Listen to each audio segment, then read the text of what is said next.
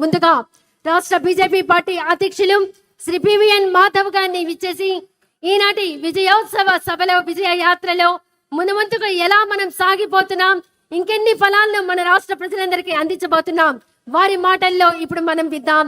Shri PVN Madhav గారిని మాట్లాడవలసిందిగా ఆహ్వానిస్తున్నాం. అందరికీ నమస్కారం.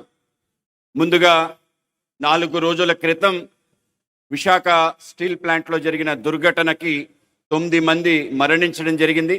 ముందుగా వాళ్ళందరికీ కూడా శ్రద్ధాంజలి ఘటిస్తూ వాళ్ళ ఆత్మలకి సద్గతులు ప్రాప్తించాలని ఆ కుటుంబానికి ఎన్డీఏ కూటమి తరఫున ప్రగాఢ సానుభూతి తెలియజేస్తూ 12 సంవత్సరాల నరేంద్ర మోడీ గారి పరిపాలన, 2 సంవత్సరాల చంద్రబాబు నాయుడు గారి నేతృత్వంలో ఆంధ్రప్రదేశ్లో పరిపాలన ఏం సాధించింది అనే ఒక ఆలోచన మనందరం కూడా ఇక్కడికి రావటం, ఆ యొక్క అంశాలు ఏమిటి, నిజంగానే ఈ యొక్క 2 సంవత్సరాల్లో అంత అద్భుతం జరిగిందా? నిజంగానే మీ అందరికీ చెప్తున్నాను, మనందరం కూడా నమ్మశక్యం కాని అభివృద్ధి మన ప్రాంతంలో జరిగింది. ప్రపంచం అంతా, కేవలం దేశం కాదు, ప్రపంచంలో ఎక్కడా లేని విధంగా మన ప్రాంతానికి పెట్టుబడులు వచ్చాయి. ఒక్కొక్కసారి ఒక్కొక్క విషయాన్ని ఆలోచన చేస్తే అవి నిజంగా జరిగాయా అని ఆలోచన చేయడానికి కూడా దూరంగా ఉండే విషయాలు జరిగాయనే విషయం మనందరం తప్పనిసరిగా తెలుసుకోవాలి. ఏ రాష్ట్రంలో జరగని విధంగా 2 సంవత్సరాల్లో 14 లక్షల కోట్ల రూపాయలు మన ప్రాంతానికి పెట్టుబడులు రావటం ఏదైతుందో నిజంగానే నమ్మశక్యని విషయం. ప్రపంచంలో అతిపెద్ద కంపెనీగా ముందుకెళ్తూ ఆ దేశంలో కాకుండా ఇంకొక దేశంలో అత్యధిక పెట్టుబడులు పెట్టిన గూగుల్ సంస్థ, కేవలం గూగులే కాదు, ఏ మల్టీనేషనల్ కంపెనీ కూడా ఇంకొక చోట పెట్టని పెట్టుబడి మన రాష్ట్రంలో, అది విశాఖపట్నంలో పెట్టడం నమ్మశక్యమా అని అడుగుతున్నాను. కేవలం అదే కాదు, ప్రపంచంలో ఉండే number 1, number 2 steel plant Arsenal, అలాగే నిపాన్ స్టీల్, వాళ్ళ 2 కంపెనీలు జాయింట్ వెంచర్ అయి వాళ్ళ యొక్క అత్యధిక పెట్టుబడి సుమారు 1,00,000 కోట్ల రూపాయలు పెట్టుబడి కలిగిన ఒక 10 million metric ton steel plant మన ప్రాంతంలో పెట్టడం నమ్మశక్య విషయం అని నేను అడుగుతున్నాను. కేవలం ఇదే కాదు, దేశంలోనూ ప్రపంచంలోనూ అందరికీ ఆదర్శంగా ఉండి రెన్యూబుల్ ఎనర్జీస్ కి క్యాపిటల్ గా మన ప్రాంతం మారబోతుంది. దానికి సంబంధించిన గ్రీన్ హైడ్రోజన్ ప్రాజెక్ట్ సుమారు 2 లక్షల కోట్ల రూపాయలతో మన ప్రాంతంలో పెట్టుబడులు పెట్టి రాబో కాలంలో ఏవైతే మనం ఇవాళ క్రూడ్ ఆయిల్, మిగతా ఎనర్జీ సోర్సెస్ మీద డిపెండ్ అవుతాం, దాని నుంచి దూరం కాగలిగే పరిస్థితి మన ప్రాంతం నుంచి వచ్చిందనే విషయం నమ్మశక్యమా కాదా అని అడుగుతున్నాను. కేవలం అదే కాదు, మన ప్రాంతంలో దేశానికి సంబంధించిన రక్షణ, భద్రత సంబంధించి అనేక రకాల విషయాలు, ఎసీమ్ లాంటి పెద్ద కంపెనీలు, ఏరోనాటికల్ సంబంధించిన ఫైటర్ జెట్ ప్లాంట్స్, అలాగే దేశ రక్షణ సంబంధించిన మిసైల్స్, అనేక రకాల అమ్యునేషన్ మన ప్రాంతాల నుంచి తయారవుతుందనే విషయం మనం నమ్మశక్యమని అడుగుతున్నాను. ఇటువంటి అనేక రకాల నమ్మశక్యం కాని అంశాలన్నీ కూడా గత 2 సంవత్సరాల్లో మన ప్రాంతం నుంచి జరిగిందనే విషయం మనందరం కూడా మన కళ్ళతో చూస్తున్నాం. వాటన్నిటినీ కూడా తప్పనిసరిగా మనందరం కూడా కేవలం చూడటం కాదు, జరిగిన విషయం ప్రజానీకానికంతా తెలియజేయాల్సిన కర్తవ్యం కోసమే ఈ యొక్క అభివృద్ధి సంక్షేమ సంబంధించిన 2 ఏళ్ల యొక్క నమ్మకం అనే యొక్క సభ ద్వారా ప్రజలకు తెలియజేయాలి. ఆ విధమైన నమ్మకాన్ని ప్రజల్లో బలంగా నాటే మన ప్రయత్నం చేసిన మన గౌరవ ముఖ్యమంత్రి వర్యులు, దార్శనికుడు, నిన్న ఏదైతే జరిగిన నీతి ఆయోగ్ సమావేశాల్లో అందరి చేత మన్ననలు పని ముందుకెళ్తున్న మన నాయకుడు శ్రీ చంద్రబాబు నాయుడు గారితో, అలాగే ఆయనతో కలిసి మొత్తం భుజం కలిపి తన శాఖ కాక అన్ని శాఖలకు సంబంధించిన అంశాన్ని కూడా చూస్తూ ఆంధ్రప్రదేశ్ ప్రగతికి ఏ విధంగా ముందుకు తీసుకెళ్లే విషయంలో ఒక మార్గదర్శిగా ఉండి నడిపిస్తున్న మన ఉప ముఖ్యమంత్రి శ్రీ పవన్ కళ్యాణ్ గారు, వీళ్ళిద్దరి యొక్క ఆలోచనతో మరింత వేగంగా స్వయంగా ప్రధానమంత్రి గారు ఇంటికి పిలిపించుకొని ఏ నాయకుడితో కూడా, ఏ ముఖ్యమంత్రితో కూడా ఇంతసేపు గడపలేదు. అనేక రకాల విషయాలు మాట్లాడుతూ నువ్వు చేసే పను ఏ విధంగా తీసుకెళ్తున్నావు, ఆయన ఆ విధంగా అభినందించిన వ్యక్తి మన యొక్క ఐటీ శాఖ మంత్రి వర్యులు శ్రీ నారా లోకేష్ గారికి, అలాగే మన ఆంధ్రప్రదేశ్కి ఏం కావాలి, అన్ని రకాల విషయాలు కేంద్ర కేబినెట్ లో ఉంటూ ముందుకు నడిపిస్తున్న వ్యక్తి మనందరి యొక్క నాయకుడు మన యొక్క రామ్మోహన్ నాయుడు గారికి, అలాగే మన పెంబసాని చంద్రశేఖర్ గారికి, వేదిక పైన ఉన్న ఇతర మంత్రివర్గ సభ్యులందరికీ, ముందున్న ఎమ్మెల్యేలకి, అలాగే ఎమ్మెల్సీలకి, అనేక రకాల చైర్మన్లకి, అలాగే ఈ యొక్క కార్యక్రమానికి విశేషంగా విచ్చేసిన 3 పార్టీల సంబంధించిన నాయకులందరికీ, అలాగే మనందరినీ ఈ విధంగా నడిపించడానికి ముందుకెళ్ళడానికి కారణమైన కార్యకర్త సోదరులందరికీ కూడా ముందుగా చేతులెత్తి నమస్కరిస్తూ, ఈ ప్రభుత్వం కేంద్ర రాష్ట్ర ప్రభుత్వాలు 12 సంవత్సరాల ఎన్డీఏ పరిపాలన, 2 సంవత్సరాల ఆంధ్రప్రదేశ్ లో ఈ యొక్క ఎన్డీఏ పరిపాలన చేసిన అనేక రకాల విషయాలు, అన్బిలీవబుల్, మిషన్ ఇంపాసిబుల్, ఫినామినల్ లాంటి అనేక రకాల ఏవైతే ట్యాగ్లైన్స్ అన్ని ఇచ్చినా సరిపోదనే విషయం తప్పనిసరిగా గుర్తుంచుకోవాలి. మనం ఎవరు కూడా ఆలోచించాల్సిన అవసరం లేదు.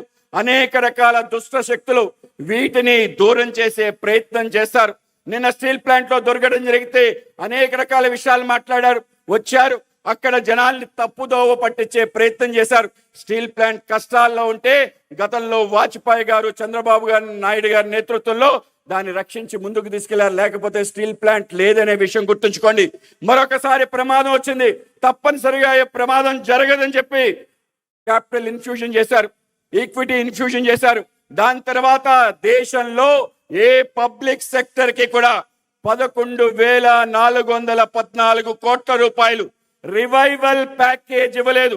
ఇవాళ స్టీల్ ప్లాంట్ కి రివైవల్ ప్యాకేజ్ ఇవ్వటం, స్వయంగా కుమారస్వామి గారు వచ్చారు, స్వయంగా మన శ్రీనివాసవరం గారు వచ్చారు. ఆ విధంగా స్టీల్ ప్లాంట్ రక్షించి ముందుకు తీసుకెళ్లారు. ప్రమాదం జరిగితే మాట్లాడిన తీరు దాని కారణంగా జరుగుతుందనే ఆలోచన ఏదైతుందో వీళ్ళ యొక్క దుష్ట ఆలోచనకి సంకేతం. దేశంలో ఎక్కడా జరగని విధంగా ఒక పెద్ద నిర్ణయం తీసుకున్నారు. అక్కడ కాంట్రాక్ట్ లేబర్ కూడా మరణించారు. కాంట్రాక్ట్ పర్మనెంట్ లేబర్ కి పర్మనెంట్ ఉద్యోగం ఇవ్వాలని ఒక నిర్ణయం తీసుకుని వాళ్ళ జీవితంలో వెలిగించారు. కాంపన్సేషన్, వాళ్ళకి వచ్చే బెనిఫిట్స్ అన్ని ఇవ్వటం జరిగింది. కానీ ఇవాళ మాట్లాడుతున్న తీరు తప్పనిసరిగా మన సమాధానం చెప్పాలి. 12 సంవత్సరాలు, 2 సంవత్సరాల అభివృద్ధి వాళ్ళకి కానరావటం లేదు.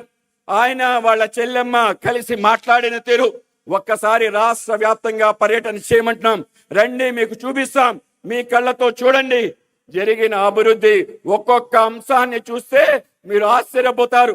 5 సంవత్సరాల యొక్క మీ యొక్క కాలఖండంలో మీరు చేసే పని ఒక్కటి చూపించమంటాను. ఒక్కటంటే ఒక నిర్మాణం చూపించమంటాను. 2వ ఫ్లోరు ఎక్కడైనా వేశారా? గ్రామ సచివాలయం, రైతు భరోసా కేంద్రం నిర్మాణం చేశారు. 2వ ఫ్లోర్ కూడా వేయలేదనే విషయం తప్పనిసరిగా గుర్తుంచుకోవాలి. ఆ విధంగా చేసి రాష్ట్రాన్ని అరాచకం చేసి ఈరోజు ఏ విధంగా మాట్లాడతారని చెప్పి వాళ్ళని ప్రశ్నించి ఒక్కసారి మీ గురించి ఒకసారి ఆలోచన చేసుకోండి. రాష్ట్ర వ్యాప్తమైన అరాచక పరిపాలన చరమగీతం గావిస్తూ ప్రజలందరి యొక్క నమ్మకాన్ని, విశ్వాసాన్ని చురుగుని 94% పైగా శాసనసభలో ప్రాతినిధ్యం ఇవాళ కూటమికి ఇచ్చి ముందుకు తీసుకెళ్తున్న తీరు తప్పనిసరిగా మనందరం పునరంకితం కావాలి.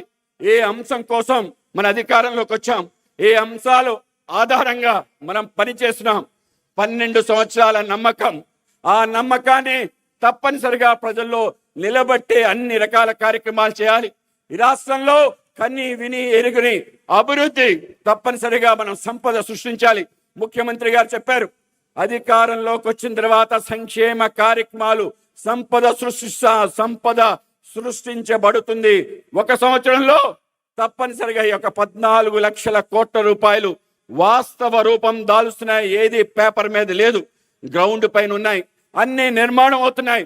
తప్పనిసరిగా వీటి ద్వారా అనేక రకాల సౌకర్యాలు, సంపద తప్పనిసరిగా సృష్టించబడుతుంది.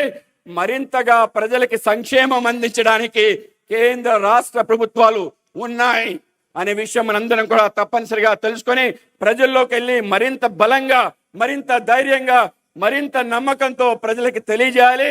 ఏ రాష్ట్రంలో జరిగినంత అభివృద్ధి మన ప్రాంతంలో జరిగింది. ప్రతి గ్రామం, ప్రతి గడప అన్ని రకాల సౌకర్యాలు కలిగాయి. ఇవాళ తప్పనిసరిగా మనం గడపకి వెళ్ళి వాళ్ళ యొక్క డోర్ని కొట్టి, మీ ఇంటికి నరేంద్ర మోడీ గారు వచ్చారు, మీ ఇంటికి చంద్రబాబు నాయుడు గారు వచ్చారు, తప్పనిసరిగా వాళ్ళకి చూపించే బాధ్యత మనందరం తీసుకోవాలి. ఏ విధంగా వచ్చారు? అనేక రకాల సంక్షేమ కార్యక్రమాల రూపంలో వచ్చారు. సూపర్ సిక్స్ రూపంలో వచ్చారు. నరేంద్ర మోడీ గారు గ్యాస్ రూపంలో వచ్చారు, టాయిలెట్ రూపంలో వచ్చారు, ఎల్ఈడి లైట్ రూపంలో వచ్చారు, ప్రతి ఇంటికి Jal Jeevan machine tap connection రూపంలో వచ్చారు. అన్ని రకాల రూపంలో మీ ఇంటికి వచ్చి మీ రక్షణ భద్రత, మీ అందరికీ ఉచిత రైస్, అన్ని రకాల విషయాలు మీ ఇంటికి వచ్చారు, గమనించండి అని చెప్పాలి.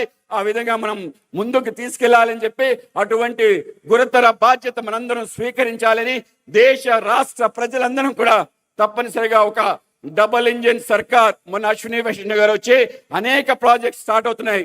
అమరావతి నుంచి డబుల్ ఇంజిన్ సర్కార్, ఏదైతే బుల్లెట్ ట్రైన్ 7 సంవత్సరాల్లో సాకారం కాబోతుందన్నారు. నేను చెప్తున్నాను, 2 సంవత్సరాల క్రితమే వచ్చింది. చంద్రబాబు నాయుడు గారు, పవన్ కళ్యాణ్ గారు, నరేంద్ర మోడీ గారి నేతృత్వంలో ఆంధ్రప్రదేశ్ లో బుల్లెట్ ట్రైన్ వచ్చింది, శరవేగంగా కొనసాగుతుంది. మనందరం కూడా దానికి మద్దతు ఇవ్వాలని తెలియజేస్తూ నరేంద్ర మోడీ గారి పిలుపు ఏంటంటే సబ్కా సాత్ సబ్కా వికాస్, అందరితో అందరి వికాసం. అలాగే